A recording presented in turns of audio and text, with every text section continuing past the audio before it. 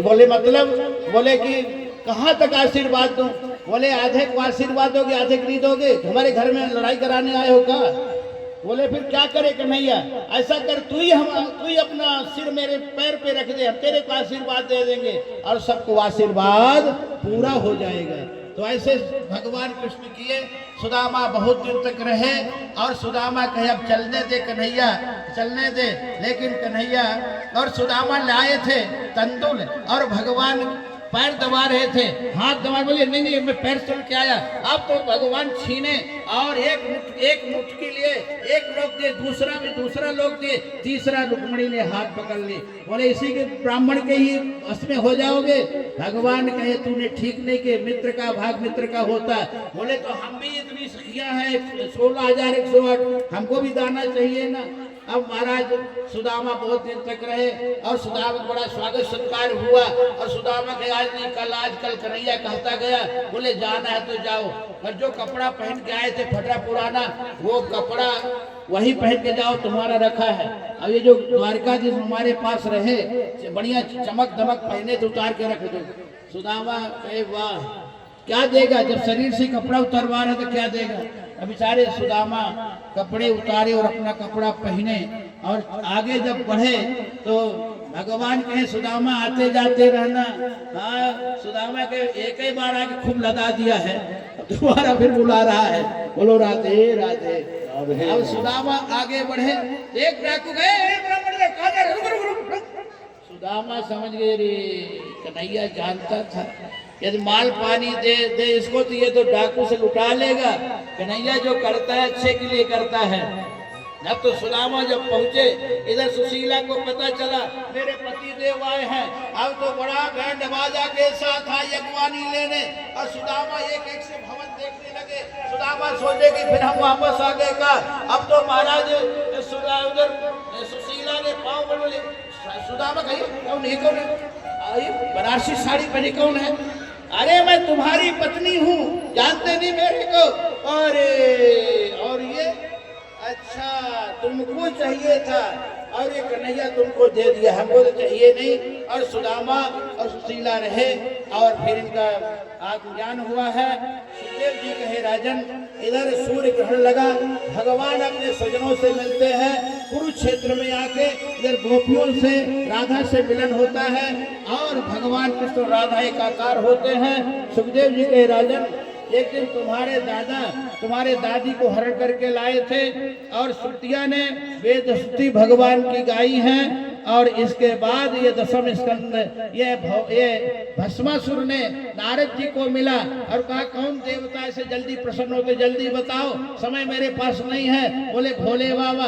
तो भोले बाबा की आराधना किया और केदारनाथ में और अपना हाथ पांव काट के चढ़ा दिया।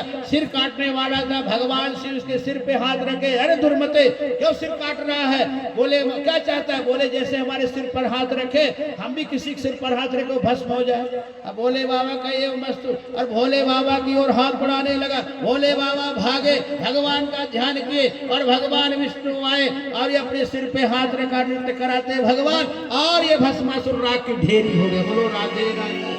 इधर तीन देवताओं में भृगु जी ने विचार किए, तीन देवताओं में श्रेष्ठ कौन है? तो भगवान विष्णु को पाए और उसी समय ये दशम स्कंद हम विश्राम लेते हैं। एकादश स्कंद में हम अब प्रवेश कर रहे हैं महाराज।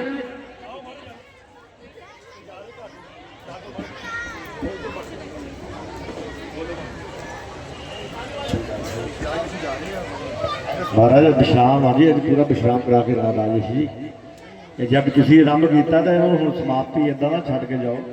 10-15 मिनट होर समय है। अज नच के भी हाँ जी गाने बोली भी बजानी है। हाँ जी नहीं अज नहीं जाना जी, अभी नहीं। पहले महाराज जी को हम बधाई देंगे फिर सभी को बधाई मिलेगी, ऐसे कोई नहीं जाएगा। आज देखो ढोलक भी तैयार है महाराज और जल्दी जल्दी से है वो कथा का विश्राम हो जाएगा और उसके बाद सभी नाच कर झूम कर भी हारी लगानी है। कल कोई नहीं कहेगा आपको नाचने के लिए झूमने के लिए। कल आप जब कथा का समय होगा सोचोगे आज कहाँ जाए। तो महाराज एकादश स्कंद में हम प्रवेश किए। एक बार भगवान के कृपा से सप्तर्षि आए हैं और भगवान के बेटे पोते इधर सांब जाम्बती का बेटा बड़ा सुंदर था।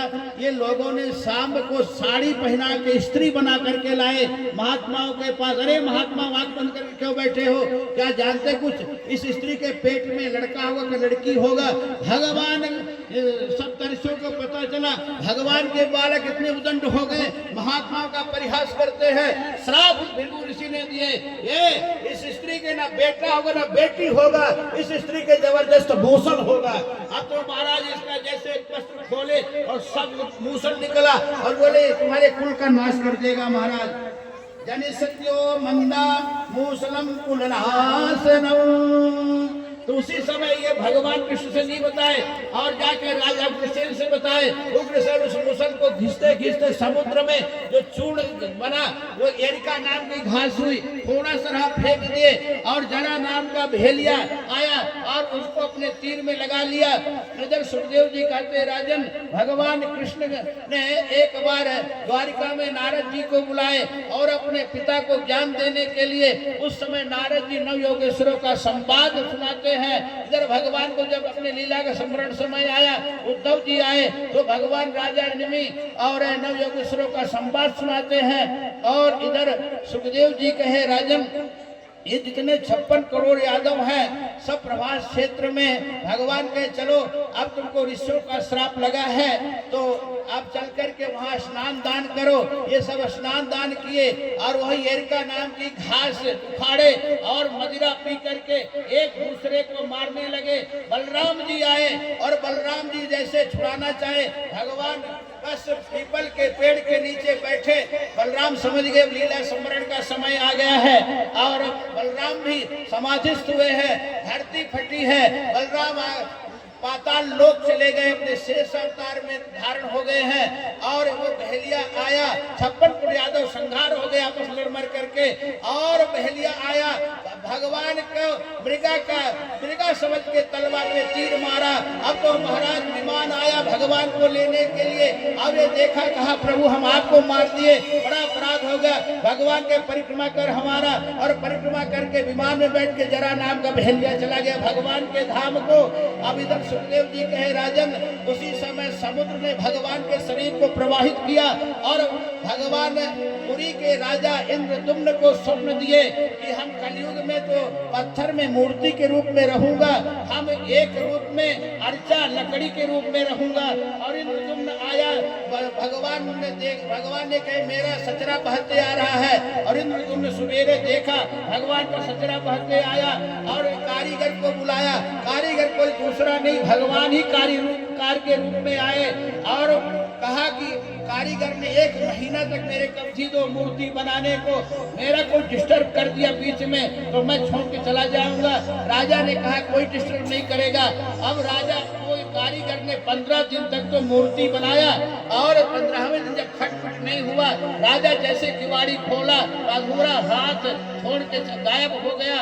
अब तो महाराज बोले अब क्या होगा? बोले कोई बात नहीं, वैदिक रीतों से ब्राह्मणों के द्वारा प्राण का संचार कराए, प्राण प्रतिष्ठा कराए और आज भी विराजमान है नीलाचल पर्वत में जगन्नाथ भगवान। बोले जगन्नाथ महाराज की जय।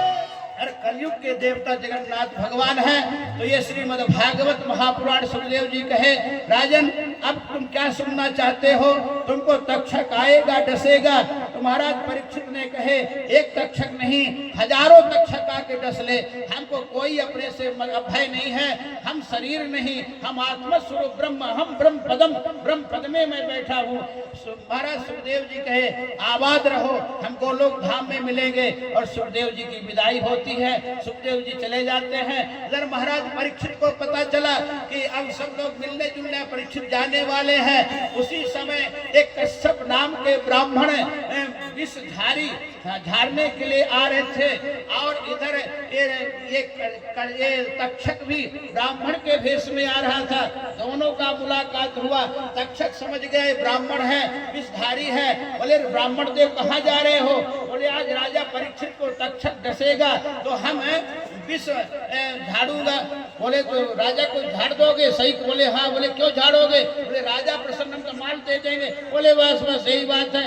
माल हमसे लो और तुम निकलो। अच्छा ये बताओ तुम्हारे मंत्र में ताकत है? बोले हाँ। बोले ये वृक्ष पीपल का वृक्ष है, इसको तुम दिखाओ, मंत्र डालो। बोले तो तुम तक्षक हो तो डसो इसको। और जैसे ये तक्षक था डसा, अब तो महाराज ब्राह्मण ने अपने वेद मंत्र से फिर से हरा भरा वृक्ष को कर दिए। ये समझ गया जरूर मंत्र में ताकत है। अरे महाराज माल पानी चलो जाओ, और मोड़ दिया, इसलिए मोरका नाम वहां पड़ गया। और तक्षक चला और मलिहारी के पुष्प में संक्षिप्त रूप में आया। संध्या का अब गोधूली बेला होने वाला है, सूर्यास्ताचल की ओर जा रहे हैं। महाराज परीक्षित ने कहे तक्षक आया नहीं, ये तक्षक हो तो डस ले, क्योंकि जब तक महाराज परीक्षित कहेंगे नहीं तब तक तक्षक डसने वाला नहीं है। क्योंकि महाराज परीक्षित 7 दिन तक एक आसन पर बैठ करके निद्रा भूख प्यास को परित्याग करके भागवत सुने हैं। तक्षक की कैसी हिम्मत होगी? अब महाराज जब कहे महाराज परीक्षित तक्षक है तो डस ले, और उसी समय तक्षक निकला फूल से और इनके पांव में जैसा इनका शरीर जल गया, हाहाकार हुआ और विस्मय हुआ। विमान में बैठ करके सशरीर सूक्ष्म से महाराज परीक्षित पहुंच गए। अब तो महाराज सुखदेव जी के और क्या सुनना, अब तो महाराज सूत जी सौनकाद संवाद ये सौनकाद युग सुना रहे थे। बोले ये भागवत धर्म में ये भगवान इसी में प्रवेश किए, जगन्नाथ रूप में, एक रूप में गोलोक धाम में। ये भागवत में आपको सुनाया। और मार्कंडेय को माया का दर्शन भी हुआ था। इसी साथ में आप लोगों को डाबर परिवार, उपल परिवार और बजाज परिवार जो भी जिस उद्देश्य से भागवत सुने वो इनको ये मिलेगा अर्थ धर्म का मोक्ष। हमारे जितने भी भाई बंधु माताएं बहनें सुनी उन सबको ये भागवत प्रधान है। भागवत उनको देगा कल वृक्ष है। ज्यादा न कहते, समय अवधि ज्यादा हो गई है। हम सबको व्यासपीठ से सर्वे भवन्तु सुखिनः, सर्वे सन्तु निरामयाः, सर्वे भद्राणि पश्यन्तु मा कश्चित् दुर्भाग् भवेत्। सभी सुखी रहें, सभी निरोग रहे, किंचित मात्र किसी को दुख न पहुंचे। मुख्य यजमान को हृदय से आभार, हृदय से आशीर्वाद। पहलवान जी को जो प्रेरणा दिए, इनको, इनके परिवार को बहुत बहुत आभार। हमारे पूज्य महाराज श्री बहुत बहुत इनसे तो मैं आशीर्वाद ले सकता हूँ। ये बहुत बहुत दया के पात्र हैं। हमारे आश्रम के लिए ये कुछ अंश दिए हैं। इनको भी गिरिराज जी और राधा रानी कृपा करेंगे। इन्हीं के शब्दों साथ अपने वाणी को विराम। ओम पूर्णमदः पूर्णमिदं पूर्णात् पूर्णमुदच्यते पूर्णस्य पूर्णमादाय पूर्णमेवावशिष्यते। अब हम अपनी ये भागवत की पोथी बांध रहे हैं और आप लोग अपने जिंदगी की पोथी खोलिए और बहुत हृदय से आशीर्वाद। अब हमारे शर्मा जी आपको ब्रज की होली का कुछ उत्सवानंद दिलाएंगे और यहाँ अब हमारे यजमान पूजा करेंगे। जितने भी हैं आज व्यासपीठ में जो व्यास जी से गुरु जी सोचे कि पुष्प नहीं लिए, फल नहीं लिए, आशीर्वाद नहीं लिए, तो आज सबको मिलेगा आशीर्वाद। सब लोग आए लाइन से। अभी अपने अपने स्थान पर बैठे रहेंगे। सबसे पहले